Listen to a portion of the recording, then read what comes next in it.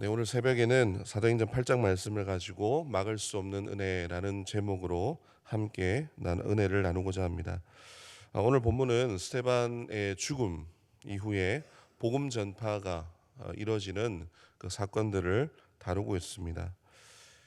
특별히 스데반 집사가 설교한 그 내용을 복음을 전도한 그 내용을 가지고 유대인들이 그 설교의 내용을 은혜로 받지 않고 오히려 격분해서 스데반 집사에게 돌을 들어서 그를 죽이게 되는 좀 끔찍한 광경을 우리가 함께 보게 됩니다.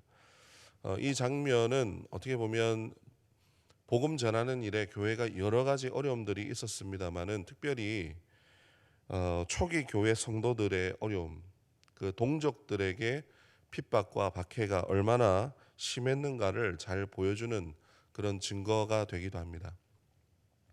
그런데 그 중심에 아이러니하게도 오늘 보니까 이방인의 사도라고 불렸던 바울의 전 모습이죠. 그 청년 사울이 있었다라는 것입니다. 이 청년 사울이 그리스도인들을 박해하는 것을 당연히 여기고 이 스데반 집사가 죽는 장면을 보면서 마땅히 그것을 여겼더라. 그리고 그것을 보고 오히려 그 일에 교회를 잔멸하는 일에 열심을 내었던 사람 중에 한 사람이었다고 기록을 하고 있습니다. 우리 1절 말씀에 그 내용이 있는데요. 우리 1절 말씀을 한번 읽어보도록 하겠습니다. 사울은 그가 죽임 당함을 마땅히 여기더라. 그날에 예루살렘에 있는 교회에 큰 박해가 있어 사도 외에는 다 유대와 사마리아 모든 땅으로 흩어지니라. 아멘. 그가 죽임을 당할 때 마땅히 여기더라. 또 3절에 보니까 교회를 잔멸을 할새 각 집에 들어가 남녀를 끌어다가 옥에 넘겼다 이렇게 기록을 하고 있습니다. 여기서 사울이 변하기 전에 그의 성정과 교회를 박해하는 성격이 어떠했는가를 잘 보여주고 있는데 굉장히 집요하게 한 사람 한 사람 색출을 해서 교회를 아주 없애려고 하는 굉장히 잔혹하게 박해를 했다라는 것이죠. 우리야 지금 굉장히 편하게 예배를 드리고 있습니다만은 과거의 교회도 그랬고 초기의 교회도 그랬습니다. 어떤 모습을 보면은 참 박해가 정말 생명을 걸고 신앙을 지켰구나라는 생각을 우리가 하게 됩니다. 여러분 얼마나 두려웠을까요? 예, 어떤 형제나 가족이 고발을 한다든지 혹은 누가 밤에 찾아와서 혹은 밥을 먹다가도 누가 문을 두드리는 소리만 나더라도 가슴이 철컥 내려앉는 것이죠. 좀 예수 믿는 그 자리에 있었다라는 이유만으로도 잡혀가서 신문을 받고 옥에 넘겨지는 그런 일들을 이들이 경험을 했다라는 것입니다. 이런 것을 보면은 과연 신앙을 잘 지킬 수 있었을까?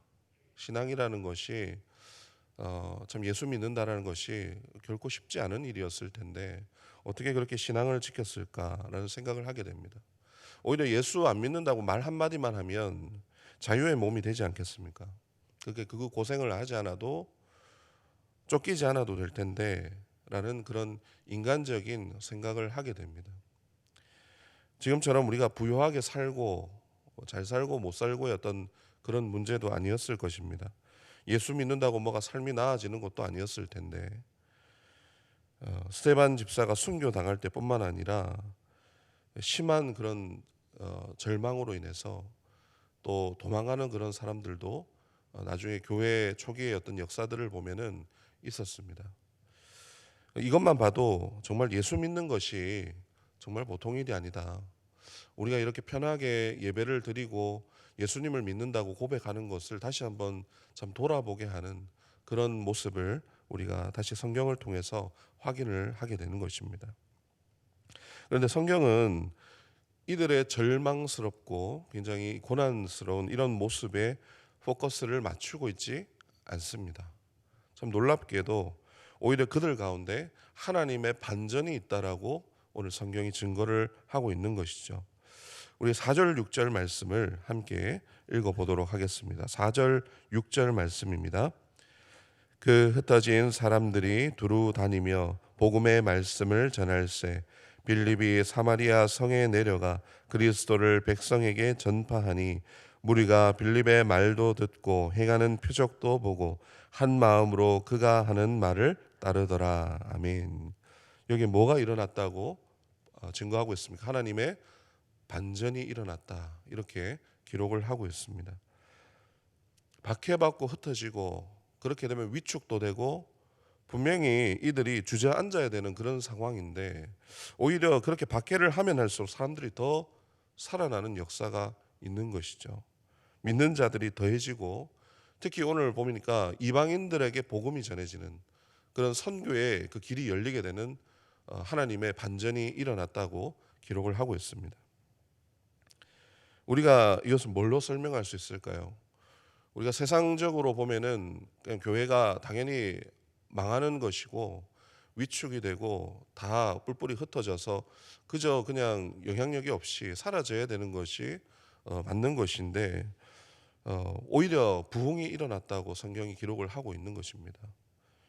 그래서 이것을 설명할 수 있는 것은 한 가지밖에 없습니다. 뭐냐면 성령의 역사가 일어났다라는 것이죠. 하나님의 역사, 하나님의 반전이 일어남으로 그렇게 사람들이 살아나고 오히려 부흥하게 되고 박해를 받고 어려움을 당하고 흩어지면 흩어질수록 주님의 복음이 더욱더 증거되는 일로 이어졌다라는 것입니다. 여러분, 불이 꺼진 것 같아도 불이 다 꺼진 것 같아도 바람이 한번 후 불어버리면 여러분 그 성령의 바람으로 하나님의 반전이 일어나고 하나님의 역사가 일어나는 줄 믿습니다. 우리가 불이 다 꺼져 있는 것 같아도 거기에다가 손을 넣으면은 안 되죠. 왜냐하면 그 안에 불씨가 있는 것입니다. 여기서 바람이 불게 되면 다시 한번 불이 일어나듯이 성령의 그 역사도 그와 똑같다라는 것이죠. 하나님께서 바람을 우리에게 성령의 바람을 불어 넣으시면 죽었던 것 같더라도 하나님께서 다시 살리게 되시는 하나님의 놀라운 역사가 우리 가운데 있게 됩니다. 고린도후서 4장 8절에 보니까 이에 대해서 증거를 하고 있습니다. 제가 읽어드리겠습니다. 우리가 사방으로 우겨쌈을 당하여도 쌓이지 아니하며 답답한 일을 당하여도 낙심하지 아니하며 박해를 받아도 버림받지 아니하며 거꾸로 뜨림을 당하여도 망하지 아니하고 우리가 항상 예수의 죽음을 몸에 짊어짐은 예수의 생명이 또한 우리 몸에 나타나게 하려 함이니라. 오히려 주님을 위해서 고난받고 막히고 주저앉는 것이 우리가 망하게 되려고 하는 것이 아니라 주의 생명이 하나님의 능력이 우리 가운데 나타나게 하려 하십니다. 이렇게 기록을 하고 있습니다. 그러므로 하나님께서 우리에게 주시는 말씀 위로는 무엇이냐면 낙심하지 말라. 주님의 복음을 전하는 일에 두려워하지 말라. 무엇보다 속단하지 말라는 것이죠. 이것으로 망하는 것 같고 넘어지는 것 같고 흩어지고 다 깨지는 것 같아도 하나님의 역사는 반드시 반전이 있다라는 것입니다. 그래서 예수의 영이 그 성령께서 내 삶을 들어서 어떻게 역사하실 것인지 그것을 기대하고 믿음으로 인내하고 기다리면서 주님의 복음에 그 증거하는 일에 뒷걸음질 치지 말고 하나님께서 오늘도 우리에게 전진하라고 말씀을 하고 우리에게 도전하고 계십니다. 우리가 복음을 전하지 않고 증거하지 않으면 예수 믿는 티를 안 내면 아무런 일도 일어나지 않습니다. 우리는 그저 편하게 신앙생활을 할 수 있습니다. 어떻게 보면 그것이 신앙생활인가 질문을 또 하게 되는 것이죠.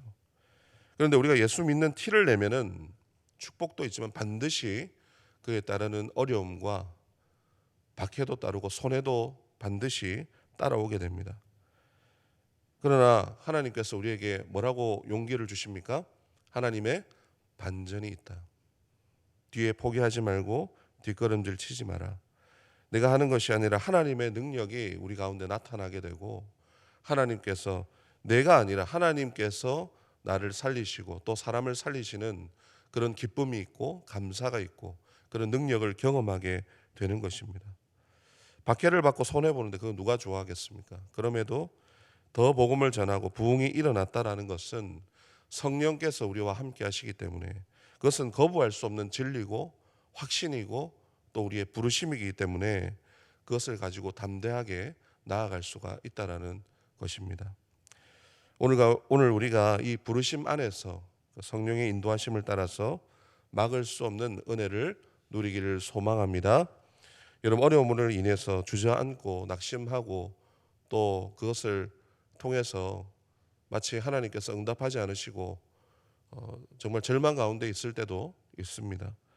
그러나 그 어려움으로 인해서 주저앉지 않고 하나님의 반전이 있음을 우리가 믿고 또 오늘도 한 걸음씩 주님 위해서 내 삶을 드리는 그런 놀라운 그 축복과 그 사명을 감당하는 저와 여러분 되시기를 주님의 이름으로 축원합니다. 우리 함께 기도하겠습니다.